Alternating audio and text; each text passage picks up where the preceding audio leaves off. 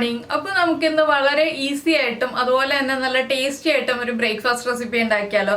നമ്മുടെ ദോശയാണ് നമ്മൾ ഉണ്ടാക്കാൻ പോകുന്നത്. പക്ഷെ സാധാരണ ദോശയല്ല, നമ്മുടെ തക്കാളി ദോശയാണ്.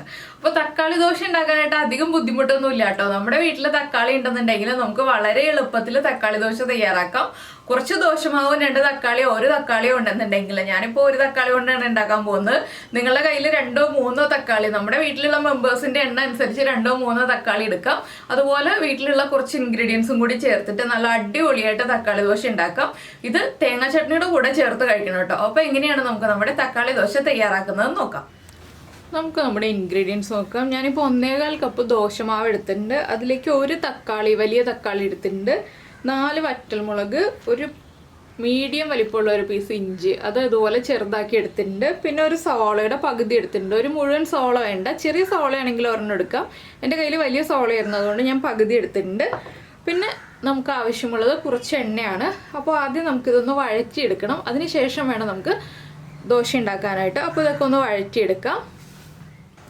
അപ്പോൾ നമ്മളൊരു ചട്ടിയിൽ ഒരു ടീസ്പൂൺ വെളിച്ചെണ്ണ ഒഴിച്ചിട്ടുണ്ട്. 1 ടീസ്പൂണിൽ കൂടുതൽ വെളിച്ചെണ്ണ വേണ്ട, നമുക്ക് വളരെ ചെറിയ അളവിൽ വെളിച്ചെണ്ണ മതി. അതിലേക്ക് നമ്മൾ എടുത്തു വെച്ചിരിക്കുന്ന 4 വറ്റൽമുളകും ഇഞ്ചിയും ചേർക്കുക.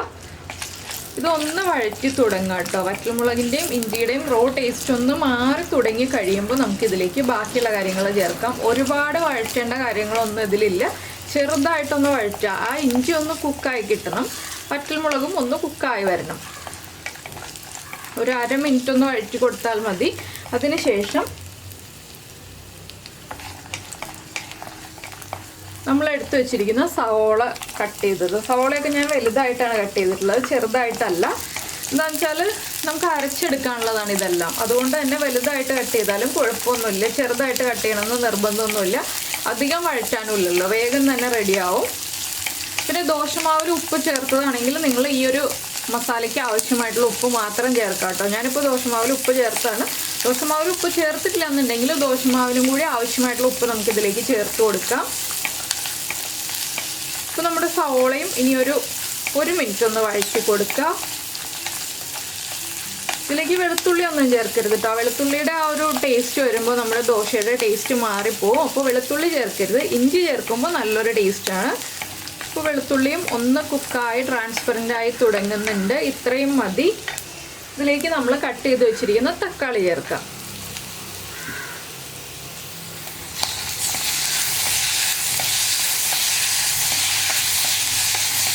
ഇനി തക്കാളിയും കൂടി ചേർത്ത് നന്നായിട്ടൊന്ന് വഴറ്റിയെടുക്കുക. തക്കാളി ഉടഞ്ഞൊന്നും പോകണ്ട. തക്കാളിയുടെയും ആ റോ ടേസ്റ്റ് ഒന്ന് മാറി വരുന്നത് വരെ ഒരു 2 മിനിറ്റ് ഒന്ന് ഇളക്കി കൊടുക്കുക. ആദ്യം ഒരു 3.5 മിനിറ്റ് വഴറ്റിയെടുത്താൽ മതി. എല്ലാ കാര്യങ്ങളും ചേർത്തിട്ട് വറ്റൽമുളകും ഇഞ്ചിയും സവോളയും തക്കാളിയും എല്ലാം ചേർത്ത് 3.5 മിനിറ്റ് വഴറ്റിയെടുക്കുക. ഇതിലേക്ക് നമുക്കിപ്പോൾ ഇതിനാവശ്യമായിട്ടുള്ള ഈ തക്കാളിക്കും സവോളയ്ക്കും ഒക്കെ ആവശ്യമായിട്ടുള്ള ഒരു 1/4 ടീസ്പൂൺ ഉപ്പും കൂടി ചേർത്ത് കൊടുക്കാം. ഇതെല്ലാം ചേർത്ത് ഞാനൊന്ന് വഴറ്റിയെടുക്കട്ടെ. തക്കാളിയൊക്കെ ഉടഞ്ഞു പോകുന്നതിന് മുന്നേ തന്നെ നമുക്ക് ഫ്ലെയിം ഓഫ് ചെയ്യാം.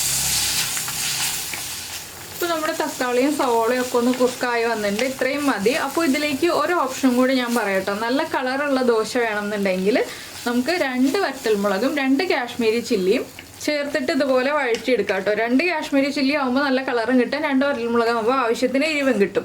അങ്ങനെ നമുക്ക് ചെയ്യാവുന്നതാണ്. എൻ്റെ കയ്യിൽ കാശ്മീരി ചില്ലി ഇല്ല, അതുകൊണ്ടാണ് ഞാനിങ്ങനെ മുഴുവൻ വറ്റൽമുളക് തന്നെ എടുത്തത്. അപ്പോൾ ഇനി ഇതൊന്ന് ചെറുതായിട്ട് ചൂട് കുറഞ്ഞു വരുമ്പോൾ നമുക്ക് മിക്സിയുടെ ജാറിലൊന്ന് അരച്ചെടുക്കാം. മിക്സിയുടെ ജാറിൽ അരയ്ക്കുമ്പോൾ ഒരു കയ്യിൽ ദോശമാവും കൂടി ചേർത്ത് അരയ്ക്കുകയാണെങ്കിൽ നന്നായിട്ട് അരഞ്ഞു കിട്ടും. ഇത് നന്നായിട്ട് അരഞ്ഞു കിട്ടും, പക്ഷെ നമ്മൾ വെള്ളം ചേർത്ത് അരയ്ക്കരുത്. ദോശമാവ് ചേർത്തിട്ട് നമുക്ക് അരച്ചെടുക്കാം. അപ്പോൾ എളുപ്പത്തിൽ നമുക്ക് അരച്ചെടുക്കാം. അപ്പോൾ നമ്മുടെ തക്കാളിയും സവോളയും ഒക്കെ വഴറ്റിയത് ഇതുപോലെ ഞാൻ അരച്ചെടുത്തിട്ടുണ്ട്. കുറച്ച് ദോശമാവും കൂടി ചേർത്താണ് അരച്ചെടുത്തിട്ടുള്ളത്. ഇനി നമുക്കിത് നമ്മൾ എടുത്തു വെച്ചിരിക്കുന്നത് ദോശമാവിലേക്ക് ചേർത്ത് കൊടുക്കാം. അപ്പോൾ ദോശമാവിൽ വെള്ളത്തിൻ്റെ കൺസിസ്റ്റൻസി കറക്റ്റ് ആയിരിക്കണം. നമ്മൾ പിന്നെ വെള്ളമൊന്നും ചേർക്കരുത്. ഈ ഒരു ബാറ്റർ ചേർത്തിട്ട് നമ്മുടെ ഈ ഒരു മിക്സ് ചേർത്തിട്ട് പിന്നെ വെള്ളം ചേർത്ത് കറക്റ്റ് ചെയ്യരുത് കേട്ടോ. ഉപ്പും എല്ലാം കറക്റ്റ് ആയിരിക്കണം. നമുക്ക് ഇതെല്ലാം ചേർത്തൊന്ന് മിക്സ് ചെയ്തെടുക്കാം. ദോശമാവിലേക്ക് നന്നായിട്ടൊന്ന് മിക്സ് ചെയ്ത് യോജിപ്പിക്കുക. അപ്പോൾ നമ്മുടെ ദോശമാവിലേക്ക് നന്നായിട്ട് മിക്സ് ആയി വന്നിട്ടുണ്ട്. ഇനിയിപ്പോൾ നമുക്ക് ദോശക്കല്ല് ചൂടാക്കിയിട്ട് ദോശ ഉണ്ടാക്കാം. ചെറിയ ദോശ വേണമെങ്കിൽ ചെറിയ ദോശ ഉണ്ടാക്കാം. വലിയ ദോശ വേണമെങ്കിൽ വലിയ ദോശ ഉണ്ടാക്കാം. അതൊക്കെ നമ്മുടെ ഇഷ്ടത്തിനനുസരിച്ച് ഏത് വലുപ്പത്തിലുള്ള ദോശ വേണമെങ്കിലും ഉണ്ടാക്കാം. ഉപ്പ് ഒന്ന് ചെക്ക് ചെയ്യുക, ഉപ്പ് കുറവാണെങ്കിൽ ഉപ്പ് ചേർത്ത് കൊടുക്കുക. അപ്പോൾ നമുക്കിനി ദോശ ഉണ്ടാക്കി തുടങ്ങാം. അപ്പോൾ ഞാൻ ഇരുമ്പിൻ്റെ ദോശക്കല്ലിലാണ് കേട്ടോ ദോശ ഉണ്ടാക്കാറുള്ളത്.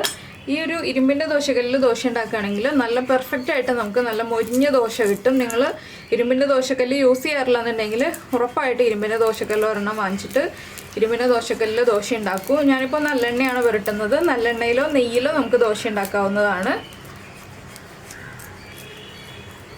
നോൺ സ്റ്റിക്ക് പാനിലും ഉണ്ടാക്കാം കേട്ടോ. നോൺ സ്റ്റിക്ക് പാനിൽ ഉണ്ടാക്കാൻ പാടില്ല എന്നൊന്നുമില്ല, ഞാൻ പറഞ്ഞു എന്ന് മാത്രമേ ഉള്ളൂ.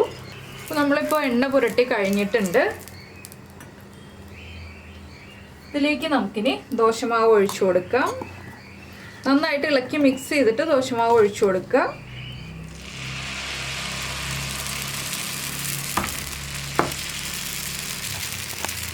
ഇനി ഇത് പതുക്കെ പരത്തി നമുക്ക് ഏത് വലിപ്പത്തിലുള്ള ദോശ വേണോ ആ വലിപ്പത്തിൽ നമുക്ക് പരത്തിയെടുക്കാം. ഞാനിപ്പോൾ ഈ ഒരു വലിപ്പത്തിലാണ് ദോശ ഉണ്ടാക്കുന്നത്.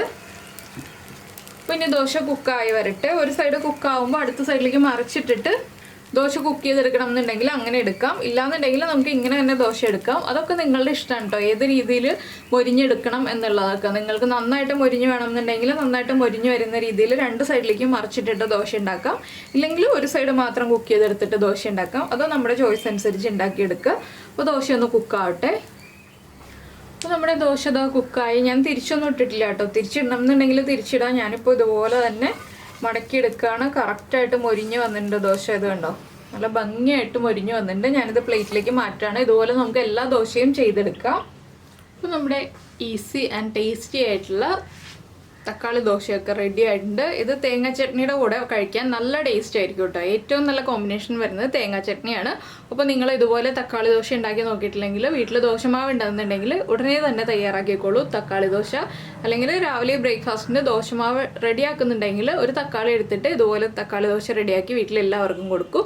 എല്ലാവർക്കും നന്നായിട്ട് ഇഷ്ടപ്പെടും. അപ്പോൾ നമ്മുടെ വീഡിയോ പ്രസൻറ്റ് ചെയ്യുന്ന രീതിയൊക്കെ ഇഷ്ടമായി എന്നുണ്ടെങ്കിൽ നമ്മുടെ ചാനലൊന്ന് സബ്സ്ക്രൈബ് ചെയ്ത് സപ്പോർട്ട് ചെയ്യണേ. സബ്സ്ക്രൈബ് ചെയ്യുന്നതിന് ഈ വീഡിയോയുടെ താഴെയുള്ള റെഡ് സബ്സ്ക്രൈബ് ബട്ടൺ ഒന്ന് ക്ലിക്ക് ചെയ്യുക. എൻ്റെ റൈറ്റ് സൈഡിലുള്ള ബെല്ലൈക്കണും ക്ലിക്ക് ചെയ്യുക. അപ്പോൾ ഓൾ എന്ന് പറഞ്ഞിട്ടൊരു ഓപ്ഷൻ കാണാം. ആ ഓളും കൂടി പ്രസ് ചെയ്തിട്ടുണ്ടെങ്കിൽ ഞാൻ എപ്പോഴും വീഡിയോ അപ്ലോഡ് ചെയ്യുമ്പോൾ നിങ്ങൾക്ക് നോട്ടിഫിക്കേഷൻ വരും. അപ്പോൾ എന്തായാലും എല്ലാവർക്കും ഈ ഒരു റെസിപ്പി ഇഷ്ടമായിട്ടുണ്ടെങ്കിൽ ഒന്ന് ലൈക്ക് ചെയ്യാനും കമൻറ്റ് ചെയ്യാനും മറന്നു പോകരുത്. അപ്പോൾ നമുക്ക് നമ്മുടെ അടുത്ത റെസിപ്പിയുമായിട്ട് അടുത്ത ദിവസം വീണ്ടും കാണാം.